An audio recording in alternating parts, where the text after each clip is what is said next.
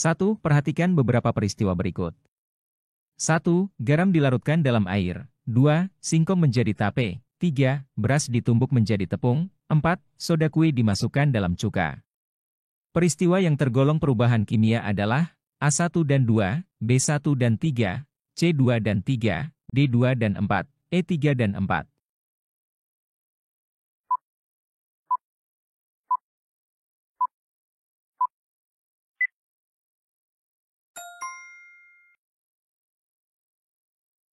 Garam dilarutkan dalam air. Ini adalah perubahan fisik, karena garam masih tetap garam meskipun larut dalam air. Singkong menjadi tape. Ini adalah perubahan kimia, karena singkong mengalami fermentasi oleh mikroorganisme yang mengubah komposisi kimianya menjadi tape. Beras ditumbuk menjadi tepung. Ini adalah perubahan fisik, karena hanya bentuk fisik beras yang berubah menjadi tepung, tetapi komposisi kimianya tetap sama. Soda kue dimasukkan dalam cuka. Ini adalah perubahan kimia, karena reaksi antara soda kue, natrium bikarbonat, dan cuka, asam asetat, menghasilkan gas karbon dioksida, air, dan garam. 2. Hasil penyulingan bertingkat minyak bumi pada temperatur 110 derajat Celcius adalah A. LPG, B. Bensin, C. Minyak tanah, D. Solar, E. Residu.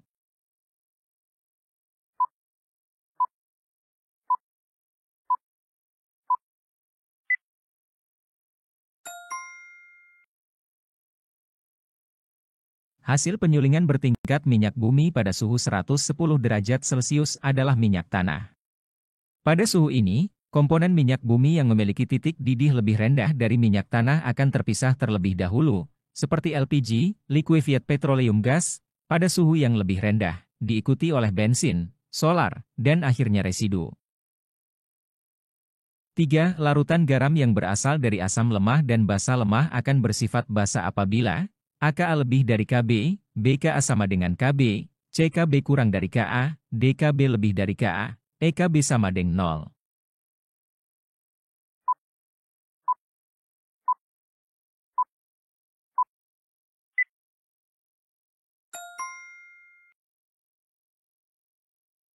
Larutan garam yang berasal dari asam lemah dan basa lemah akan bersifat basa, apabila konstanta kesetimbangan basa dari basa lemah, KB, lebih besar dari konstanta kesetimbangan asam dari asam lemah, Ka. 4. Berikut ini sistematika dalam penulisan laporan ilmiah. 1. Teori, 2. Pembahasan, 3. Kesimpulan, 4. Pendahuluan, 5. Daftar pustaka, 6. Percobaan. Urutan sistematika penelitian laporan ilmiah adalah A1, 2, 3, 4, 5, 6, B1, 4, 2, 3, 6, 5, C4, 6, 1, 2, 5, 3, D4, 1, 6, 2, 3, 5, E4, 1, 6, 2, 5, 3.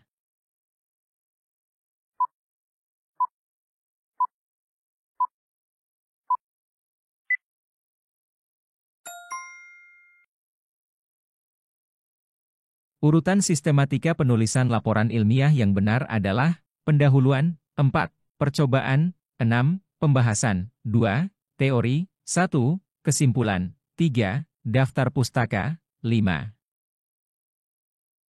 5. Tabel berikut menunjukkan data hasil percobaan uji protein pada beberapa sampel makanan berprotein. Makanan berprotein yang mengandung cincin benzena adalah A. Tahu dan ikan, B. Tahu dan susu, C. Susu dan ikan, D. Putih telur dan ikan, E. Susu dan putih telur.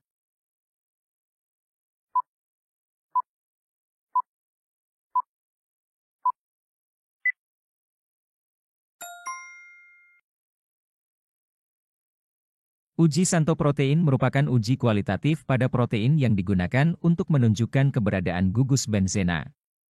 Hasil positif pada uji Santo protein adalah munculnya gumpalan warna kuning dan menjadi jingga jika dalam kondisi basah. Reaksi perubahan yang terjadi melibatkan reaksi nitrasi pada inti dari benzena yang terdapat pada molekul dari protein.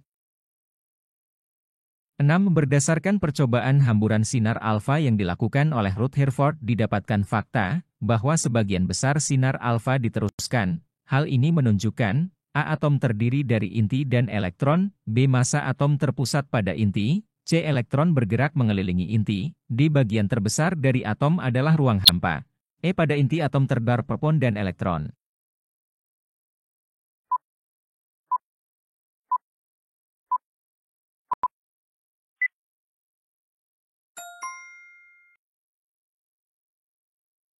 Berdasarkan percobaan hamburan sinar alfa yang dilakukan oleh Rutherford, fakta bahwa sebagian besar sinar alfa diteruskan menunjukkan bahwa bagian terbesar dari atom adalah ruang hampa. Hal ini disimpulkan karena jika atom terdiri dari inti yang padat dan berat serta elektron yang bergerak mengelilingi inti, sebagian besar sinar alfa akan dipantulkan atau tersebar secara luas, bukan diteruskan sebagian besar. 7. Perhatikan beberapa larutan berikut. Pasangan larutan yang memiliki daya hantar sama besar adalah A, 1, dan 2, B, 1, dan 3, C, 2, dan 3, D, 2, dan 4, E, 3, dan 4.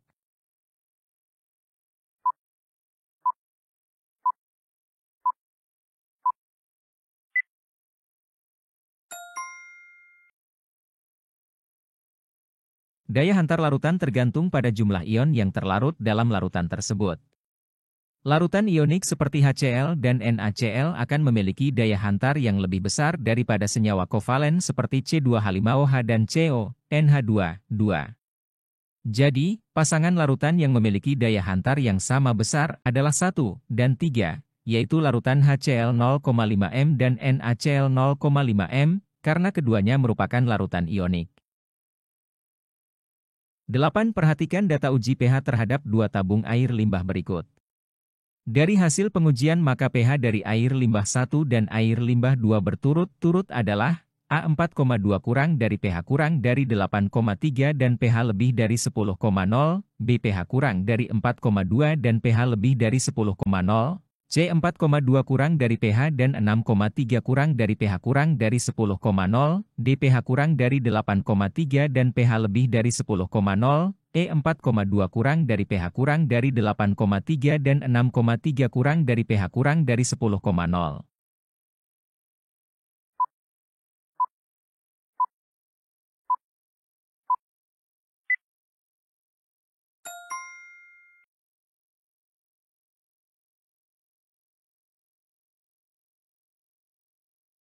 9. Berdasarkan data didapat bahwa metana dan etana memiliki titik didih berbeda. Metana memiliki titik didih min 162 derajat Celcius dan etana min 88,5 derajat Celcius. Secara analitis kesimpulan yang dapat diambil adalah, A. Semakin panjang rantai struktur, maka titik didih semakin meningkat, B. Semakin panjang rantai struktur, maka titik didih semakin menurun, C. Alkana mudah larut dalam pelarut polar, D. Alkana lebih ringan daripada air, E. Kenaikan titik didih karena ikatan hidrogen.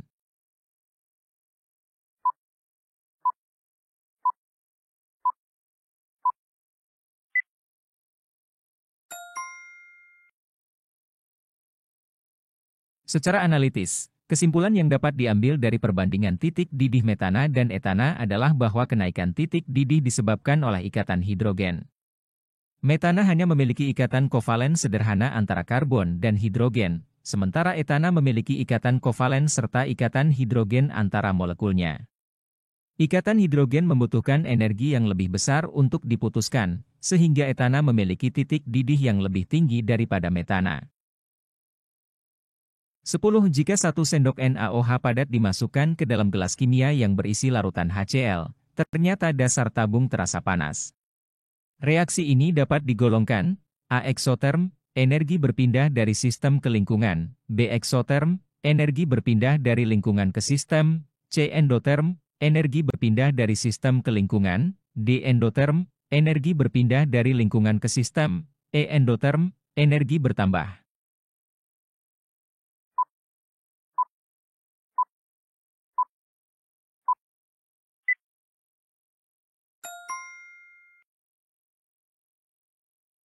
Reaksi antara NaOH dan HCl menghasilkan NaCl dan air, dan biasanya bersifat eksotermik. Jika larutan terasa panas, itu menunjukkan bahwa energi dilepaskan selama reaksi, sehingga reaksi dapat digolongkan sebagai eksoterm dengan energi berpindah dari sistem ke lingkungan. Oleh karena itu, jawaban yang benar adalah eksoterm, energi berpindah dari sistem ke lingkungan. 11. Perhatikan gambar di samping. Senyawa yang dihasilkan dari reaksi tersebut adalah A. Metoksibutana, B. Propil metanoat, C. Metil propanoat, D. Butil metanoat, E. Metil butanoat.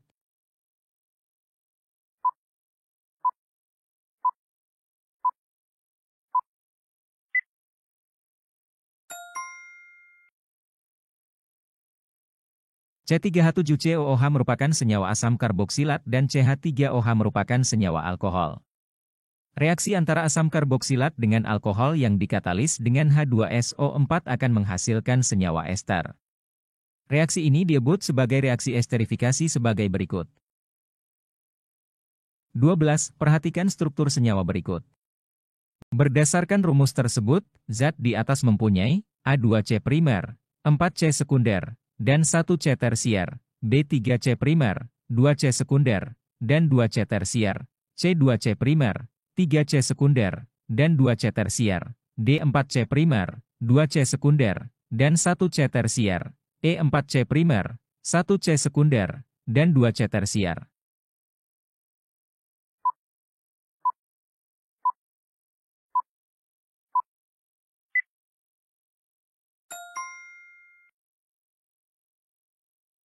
Berdasarkan jumlah atom karbon lain yang diikat, terdapat 4 kemungkinan posisi atom C dalam rantai karbon, yaitu sebagai berikut: 1 atom C primer, atom C yang mengikat 1 atom C lain, 2 atom C sekunder, atom C yang mengikat 2 atom C lain, 3 atom C tersier, atom C yang mengikat 3 atom C lain, 4 atom C kuartener, atom C yang mengikat 4 atom C lain. Maka berdasarkan hal tersebut rumus struktur senyawa karbon di atas memiliki 4C primer, 1C sekunder, dan 2C tersier. 13. Kenaikan suhu akan mempercepat laju reaksi karena kenaikan suhu akan memperbesar A. Energi kinetik molekul per reaksi, B. Tekanan molekul per reaksi, C. Energi aktivasi zat yang bereaksi, D. Konsentrasi zat yang bereaksi, E. Luas permukaan zat per reaksi.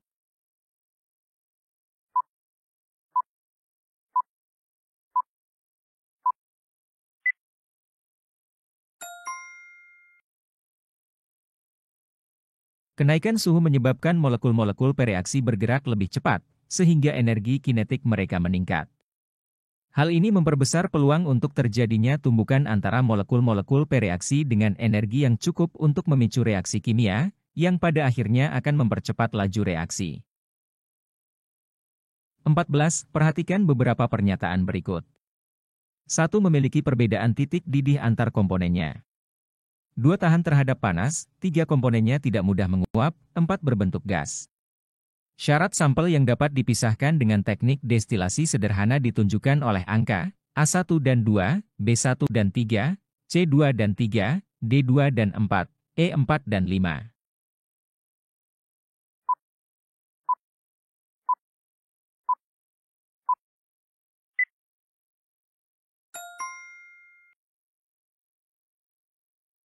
Destilasi sederhana adalah metode pemisahan campuran berdasarkan perbedaan titik didih komponennya. Pernyataan 1, memiliki perbedaan titik didih antar komponennya, mengacu pada syarat bahwa komponen campuran harus memiliki perbedaan titik didih yang cukup besar untuk dapat dipisahkan dengan destilasi. Pernyataan 3, komponennya tidak mudah menguap, penting karena komponen yang mudah menguap akan terpisah lebih awal dalam proses destilasi. Jika komponen mudah menguap, destilasi mungkin tidak efektif dalam memisahkan campuran.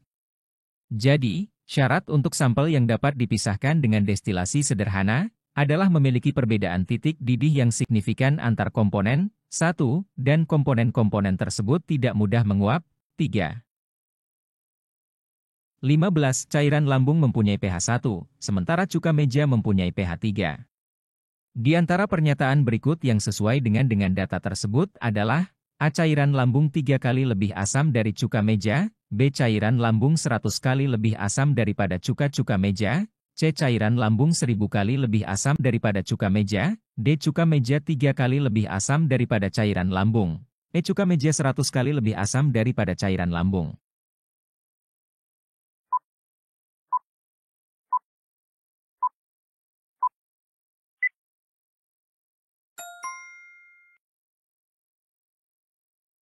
Pada skala pH, setiap peningkatan 1 unit pH mewakili peningkatan 10 kali dalam keasaman. Oleh karena itu, perbandingan keasaman antara cairan lambung, pH 1, dan cuka meja, pH 3, dapat dihitung sebagai berikut. Cairan lambung, pH 1, cuka meja, pH 3, perbedaan pH antara keduanya adalah 1,1–3, yang mengindikasikan perbedaan keasaman sebanyak 10⁻⁻⁻⁻, atau 10 kali. Jadi, cairan lambung adalah 10 kali lebih asam daripada cuka meja. 16. Perhatikan tabel macam-macam koloid berikut. Sangan yang tepat adalah A1, B2, C3, D4, E5.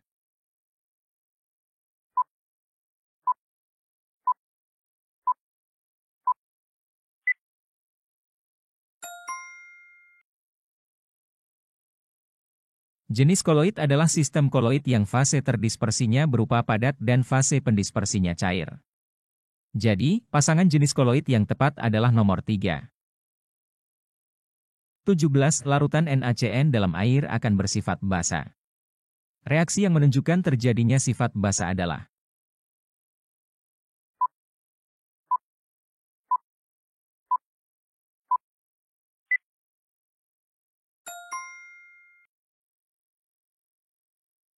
larutan NaCN dalam air akan menghasilkan ion Cn- dan Na+. Reaksi yang menunjukkan terjadinya sifat basa adalah reaksi antara ion Cn- dengan air untuk membentuk ion OH-. 18. Kelebihan elektrolit dalam suatu dispersi koloid biasanya dihilangkan dengan cara A. Elektrolisis, B. Elektroforesis, C. Dialisis, D. Presipitasi, E. Dekantasi.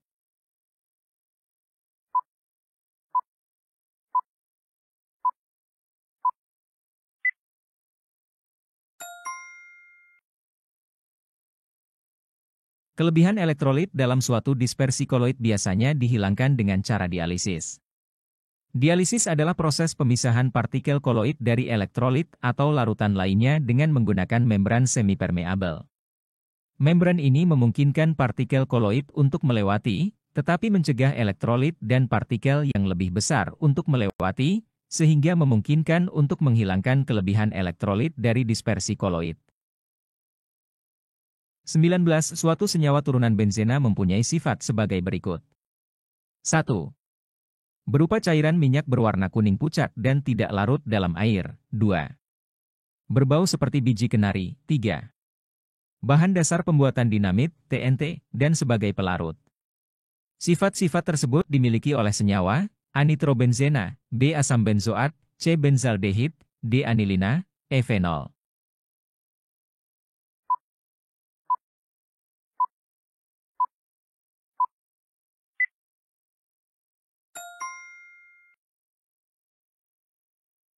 Nitrobenzena adalah senyawa aromatik yang memiliki rumus kimia C6H5NO2.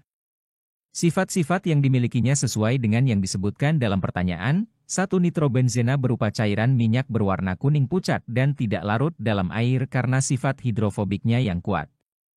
Ini berarti nitrobenzena lebih suka larut dalam pelarut organik daripada dalam air. 2. Nitrobenzena memiliki bau yang khas, sering dijelaskan sebagai bau seperti biji kenari. Bau ini merupakan ciri khas dari senyawa aromatik yang mengandung gugus nitro. 3. Nitrobenzena digunakan sebagai bahan dasar dalam pembuatan trinitrotoluen, TNT, sebuah bahan peledak yang stabil, dan juga digunakan sebagai pelarut dalam berbagai aplikasi industri. 20. Pengaruh dari berbagai faktor terhadap laju reaksi dapat dijelaskan dengan teori tumbukan. Menurut teori ini suatu reaksi berlangsung sebagai hasil tumbukan antar partikel per reaksi.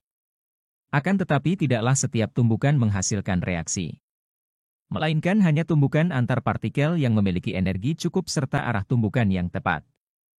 Berikut ini tindakan yang akan memperbesar laju reaksi, kecuali A. Pada suhu tetap ditambah suatu katalis, B. Suhu dinaikkan, C. Pada suhu tetap tekanan diperbesar, D. Pada suhu tetap volume diperbesar, E. Pada volume tetap ditambah zat per reaksi lebih banyak.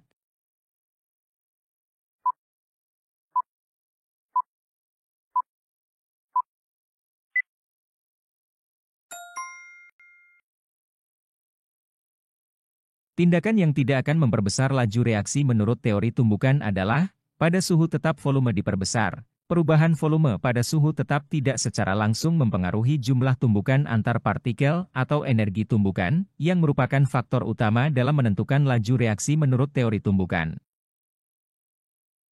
21. Data TF beberapa larutan elektrolit dan non-elektrolit. Berdasarkan data tersebut dapat disimpulkan bahwa A semakin besar konsentrasi zat semakin tinggi pula titik beku larutan, B titik beku larutan elektrolit lebih tinggi daripada larutan non-elektrolit, C larutan elektrolit yang berkonsentrasi sama memiliki titik beku yang sama, D pada konsentrasi yang sama, titik beku larutan elektrolit lebih rendah daripada larutan non-elektrolit, E titik beku larutan dipengaruhi oleh jenis zat terlarut dan jenis pelarut.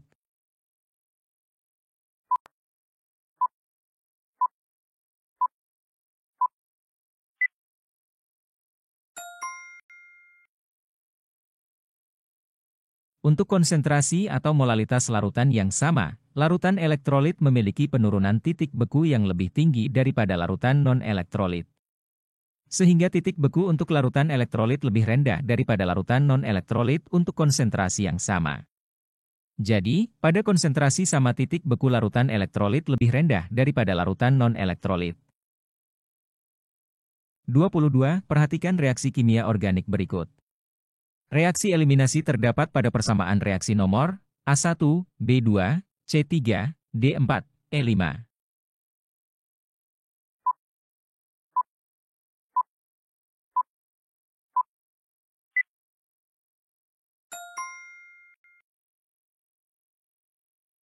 Reaksi eliminasi adalah reaksi di mana dua atom atau gugus dari molekul organik dihilangkan dari molekul tersebut untuk membentuk sebuah ikatan rangkap baru.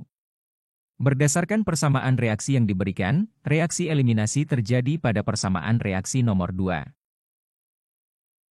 23. Hasil reaksi asam asetat dengan 1 propanol adalah A etil propionat, B propil etanoat, C asam propil asetat, D propil metanoat, E isopropil asetat.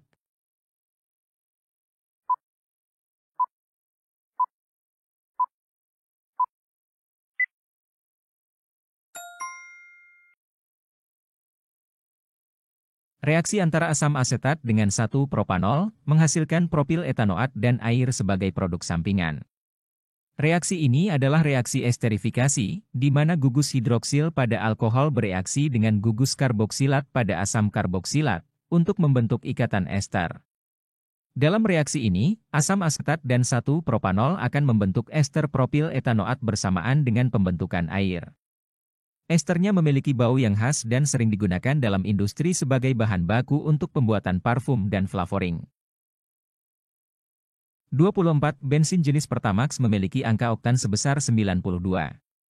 Artinya, bensin tersebut mengandung A 92% isooktana dan 8% N-heptana, B 8% isooktana dan 92% N-heptana, C 92% tel dan 8% N-heptana, D 8% isooktana dan 92% tel, E 8% tel dan 92% N-heptana.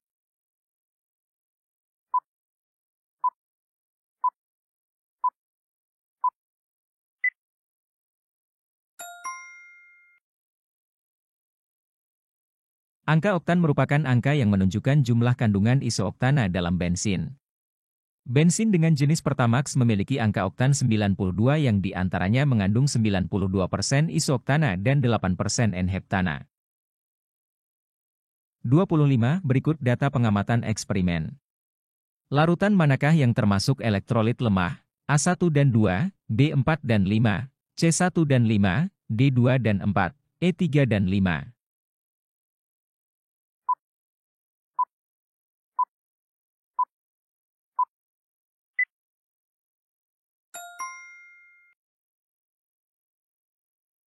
Elektrolit lemah merupakan senyawa yang dalam larutannya hanya terionisasi sebagian, sehingga daya hantar listriknya lemah. Ciri dari elektrolit lemah adalah adanya nyala lampu yang redup dan sedikit gelembung atau lampu tidak menyala dan ada sedikit gelembung.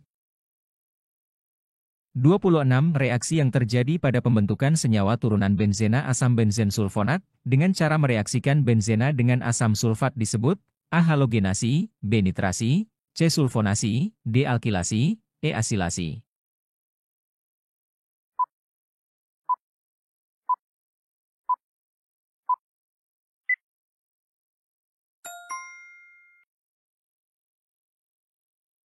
Sulfonasi adalah reaksi kimia di mana senyawa organik, seperti benzena, bereaksi dengan asam sulfat atau turunannya untuk membentuk senyawa turunan sulfonat. Dalam kasus pembentukan asam benzen sulfonat, benzena bereaksi dengan asam sulfat, menghasilkan asam benzen sulfonat dan air. 27. Pada reaksi asam basa menurut Bronsted-Lowey di bawah ini. H2O yang bersifat asam terdapat pada reaksi A1, B2, C3, D1 dan 2, E1 dan 3.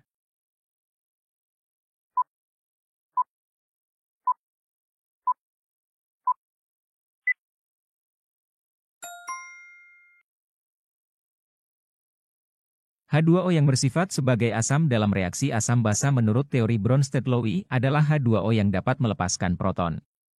Dari ketiga reaksi yang diberikan, H2O bersifat sebagai asam dalam reaksi nomor 2, di mana H2O melepaskan proton untuk membentuk H3O+, ion hidronium. 28. Diketahui data 3 unsur periode ketiga sebagai berikut. Urutan ketiga unsur berdasarkan kenaikan nomor atomnya adalah AXYZ, BXZY, CXZ, DZYX, EZXY.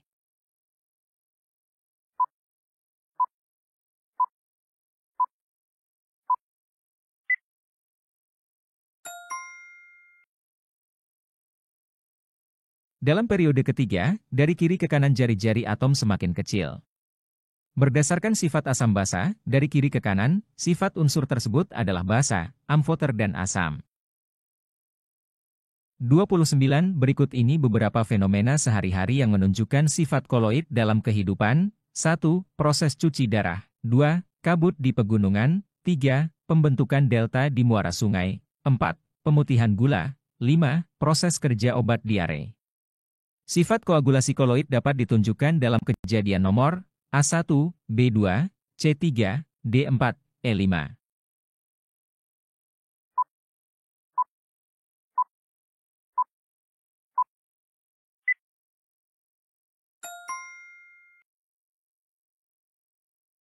Sifat koagulasi koloid adalah kemampuan koloid untuk menggumpal atau mengendap ketika ditambahkan agen koagulasi. Dari kejadian yang diberikan, sifat koagulasi koloid dapat ditunjukkan dalam kejadian nomor 4, yaitu pemutihan gula. Ketika gula dilarutkan dalam air, terbentuklah koloid. Ketika air gula ini ditambahkan dengan agen koagulasi seperti asam oksalat, gula akan menggumpal dan mengendap, menunjukkan sifat koagulasi koloid. 30 pernyataan yang tidak benar tentang sifat unsur alkali tanah jika dibandingkan dengan unsur alkali adalah: A. Jari-jari atom lebih kecil, B. Energi ionisasi lebih besar, C. Larut dalam air lebih lambat, D. Dapat membentuk basa lebih kuat, E. Daya pereduksi lebih kecil.